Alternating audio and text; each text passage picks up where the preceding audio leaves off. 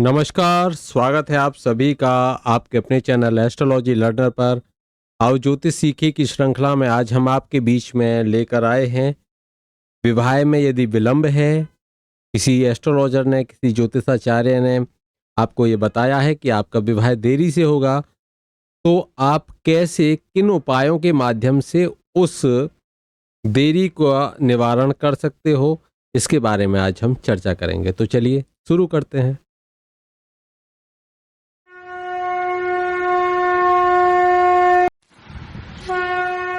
विवाह में देरी के लिए बहुत सारे जो भी ग्रह पीड़ित करते हैं उनके व्रत का विधान है। व्रत हमेशा संकल्प आदि लेकर ही करना चाहिए। पूर्ण विधान से आप अपने किसी नज़दीकी आचार्य से ये पूछ सकते हो, उनसे आशीर्वाद ले सकते हो कि हम व्रत करने जा रहे हैं, हमें आशीर्वाद दीजिए, हमारा व्रत निर्विघ्न संपन्न हो। यह आप कर सकते हो।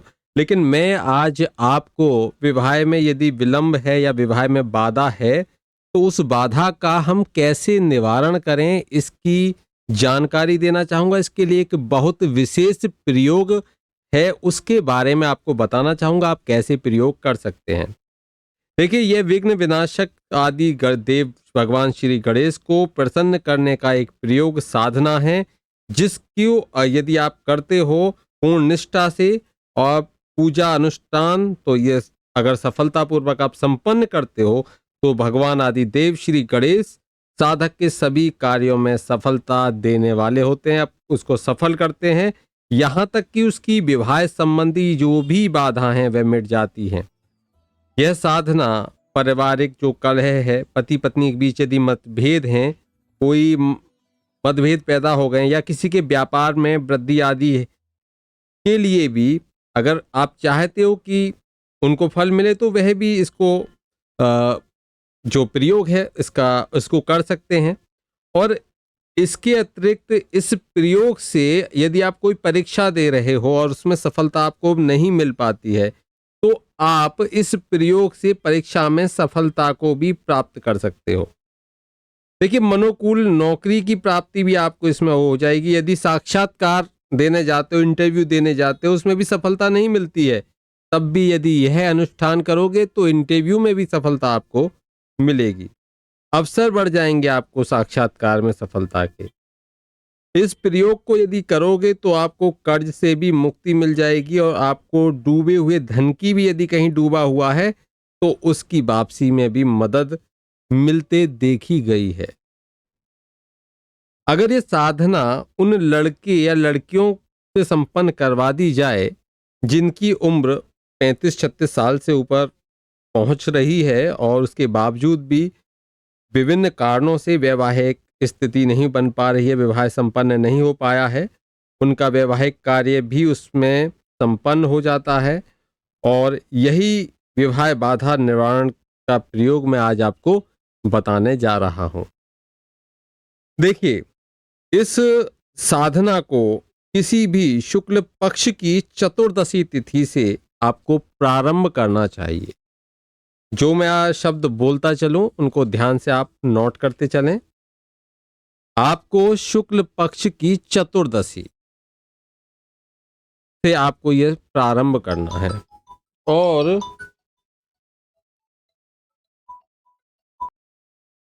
तो यह प्रयोग आपको शुक्ल पक्ष की चतुर्दशी से प्रारंभ करना है और कुल 21 दिन का यह प्रयोग है।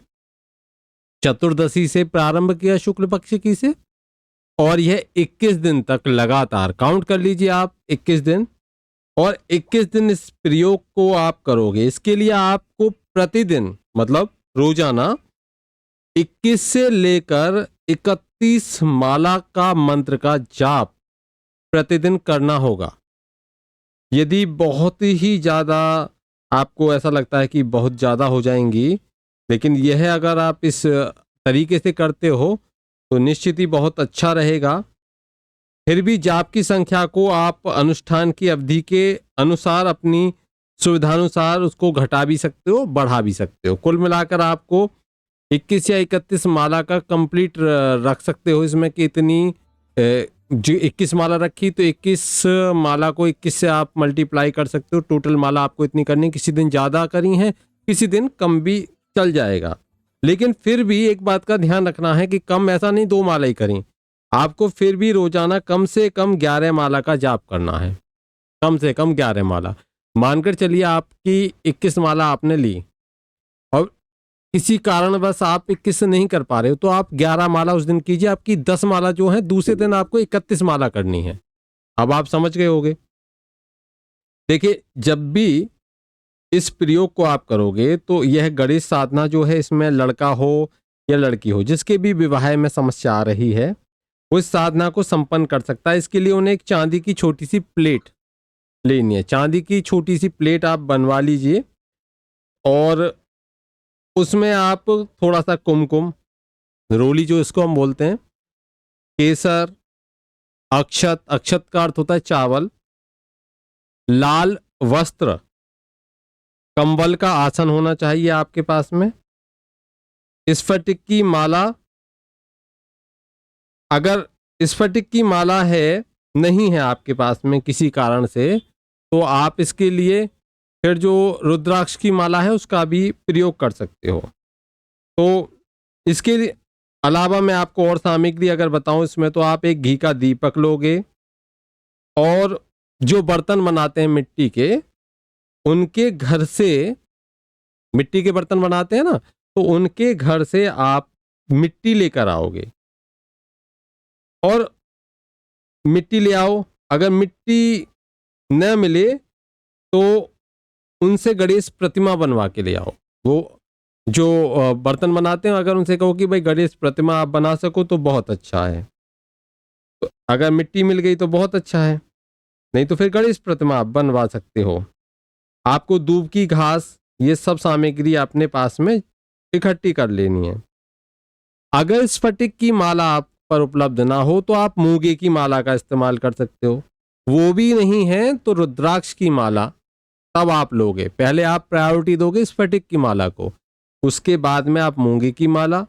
अगर स्फटिक की नहीं है तो मूंगे की माला ले सकते हो। मूंगे की भी नहीं है तब रुद्राक्ष की माला ले सकते हो। अन्य इसके अलावा कोई माला आपको प्रयोग में नहीं लेनी है। जब भी ये साधना आप करोगे तो उसके लिए आपको सुबह सुबह प्रातःकाल, जब सूर्य का उदय हो उससे पहले का समय लेना है। सूर्योदय आप देख लीजिए, इंटरनेट से चेक कर सकते हो आज सूर्योदय कब है। उससे पहले आपको ये पूजा करनी है। पहले आपको जो सुबह सुबह है वो समय बहुत अच्छा रहेगा। आप 4 बजे उठ जाइए, 5 बजे उठ जाइए, तो 5 बजे से पूजा प्रारंभ कर दीजिए, 4 बजे से कर दीजिए, तो यह है अच्छा रहता है उसके लिए, उसको आप कर सकते हो। और फिर इसमें आपको, अगर हम देखें, क्योंकि सूर्योदय से जो पूर्व है ये पूजा है, सूर्योदय के बाद में इसका फल क्षीण हो जाता है। लेकिन कुछ लोगों को यह है कि कारणवश वह सुबह नहीं कर सकते, तो वह जब सूर्य ढल जाए तो उसके बाद, यानी कि सायंकाल के समय पर स्वच्छ होकर स्नान आदि करके तब इस पूजा को संपन्न कर सकते हैं। तब वह इस पूजा को संपन्न कर सकते हैं। सायंकाल में भी संपन्न कर सकते हैं। और जैसे मैं सुबह का बता रहा था, तो आप जिस दिन ये शुरुआत करो, यानी कि चतुर्दशी को आप प्रारंभ करोगे, तो उस दिन आप सुबह जल्दी उठ जाइए और सबसे पहले अपने नित्य कर्म आदि से निवृत्त होकर आप स्नान आदि करके पूजा के लिए स्वच्छ वस्त्र पहनकर तैयार हो जाइए। सबसे पहले इस प्रयोग के लिए आपको अपना जो साधना कक्ष है, जहां पर भी, वो कोई भी रूम हो सकता है पूजा गृह हो आपका, हो सकता है कि आपका कोई एकांत में कोई भी कमरा हो, वो स्वच्छ आपको कर लेना है और उसमें उत्तर की ओर आपको मुंह करके कमल के आसन पर जाकर बैठ जाना है।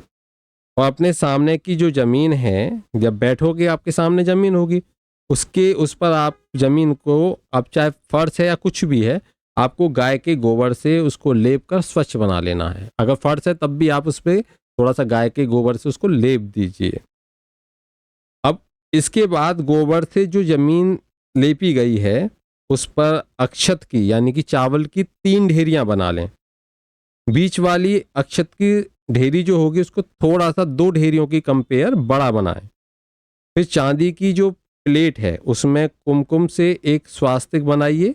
उसके ऊपर जो मिट्टी के गणेश जी थे, प्रतिमा थी वो रख दीजिए, या फिर जो बर्तन, अगर देखिए बर्तन बनाने वालों के यहाँ के उनके घर की मिट्टी ले सकते हो, या फिर आप गणेश प्रतिमा मिट्टी की ले सकते हो। ठीक है, तो अगर वो नहीं है, प्रतिमा नहीं है, तो आप क्या कर सकते हो, आप उनके यहाँ की मिट्टी ले सकते हो, जो बर्तन बनाते हैं मिट्टी के। ठीक है ना, तो वहां से ले सकते हो, और या प्रतिमा ले लीजिए, आपको जो भी सरल हो आप वो काम कर लीजिए।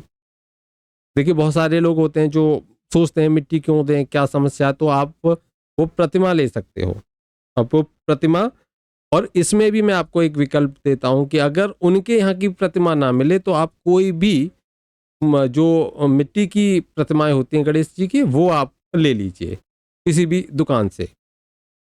ठीक है, मिट्टी की लेनी है तो वो प्रतिमा ले लीजिए। ठीक है, और फिर गणेश जी की षोडोपचार से, या वो मिट्टी है, अगर गणेश जी नहीं है तो वो मिट्टी है, तो उस मिट्टी की षोडोपचार से या पंचोपचार विधि से आप पूजन करें, और गणेश जी को केसर का टीका लगा दीजिए, और अगर वो आपकी मिट्टी है तो मिट्टी पर आप केसर के छींटे लगा दीजिए, उन पर अक्षत भी चढ़ा दीजिए, और उन्हें लाल रंग के पुष्प समर्पित कर दीजिए। देखिए यहाँ पर मूर्ति की बात हो रही है, अगर जिनके पास मूर्ति नहीं है वो अगर जो मिट्टी है, वो जो मिट्टी लाए हैं बर्तन बनाने वालों के यहाँ से, उस मिट्टी पर ये सामग्री का प्रयोग करें।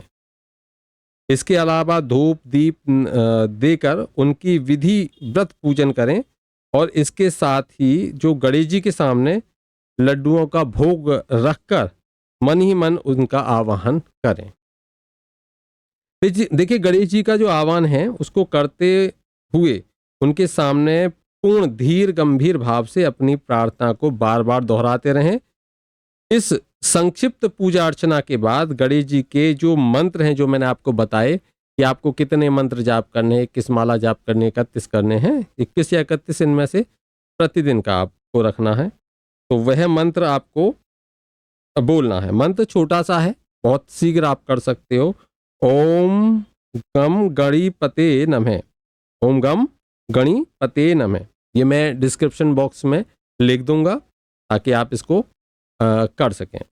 इसको एक बार पढ़ लेना, तो उसके बाद में आप इसको कर सकते हो। जब अभिष्ट संख्या या जो भी आप 21 मानकर चलते हो, मैं तो कहूंगा कि मिनिमम कम से कम 21 तो आप रखिए प्रतिदिन, 31 रखते हैं तो बहुत अच्छा है। पूरा हो जाए जब 21 माला का जाप आपका, तो गणेश जी के से जो आसन छोड़ने के लिए आप आज्ञा प्राप्त करें पहले, कि मैं अब आप 21 माला हो गई, अब मुझे आज्ञा दें कि मैं अब ये आसन छोड़ूंगा। और उसके लिए एक बार उनसे पुनः प्रार्थना कर लें कि मैं आसन छोड़ रहा हूँ और ये विधान मैंने कर लिया है आज।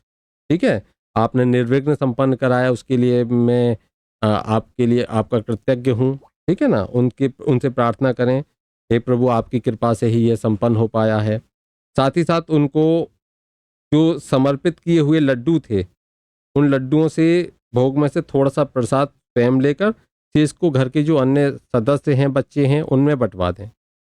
देखिए साधना काल में आपको पूर्ण संयम बनाए रखना, पूर्ण ब्रह्मचार्य का पालन करना, मांस मदिरा इनका किसी भी गंदे विचार ये कोई भी आपके मन में नहीं आने चाहिए, ये विशेष ध्यान रखना है।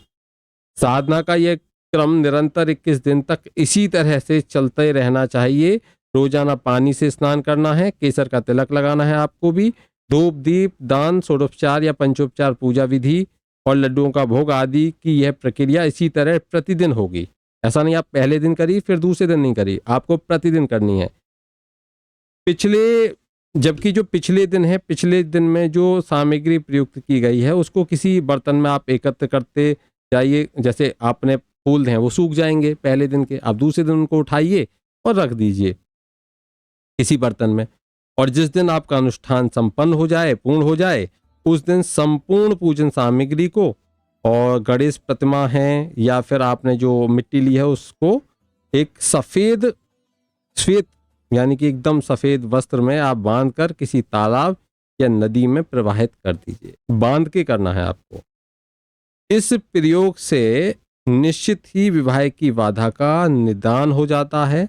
और मैं आपको बता दूं कि अधिकांश जो लड़के और लड़कियों के विवाह में कोई समस्या है उनके संबंध इस साधना से संपन्न होते देखे गए हैं और 3 से 6 महीने के भीतर ही यह सुनिश्चित हो जाता है। अधिक समय नहीं लगता, 3 से 6 महीने, अधिकतम 6 महीने के अंदर अंदर उनके यह संपन्न हो जाता है। इस प्रयोग को लड़का हो लड़की हो स्वयं संपन्न करे तो बड़ा ही अच्छा है, और अन्यथा की कोई स्थिति है तो उनकी जगह उनके माता पिता या किसी अन्य सगे संबंधी द्वारा भी संकल्प लेकर इसको जो संपन्न किया जा सकता है। यदि मानकर चलिए बच्चे पढ़ने वाले हैं, अब माता पिता को तो ये लगेगा भाई कैसे होगा, तो वो बड़े चिंतित हैं, तो चिंता उनकी है, तो निश्चित रूप से वह भी संकल्प लेकर और इसको संपन्न कर सकते हैं कि मैं अपनी पुत्री के विवाह के लिए, पुत्र के विवाह के लिए यह कर रहा हूँ या कर रही हूँ, तो वह इसको ले सकते हैं।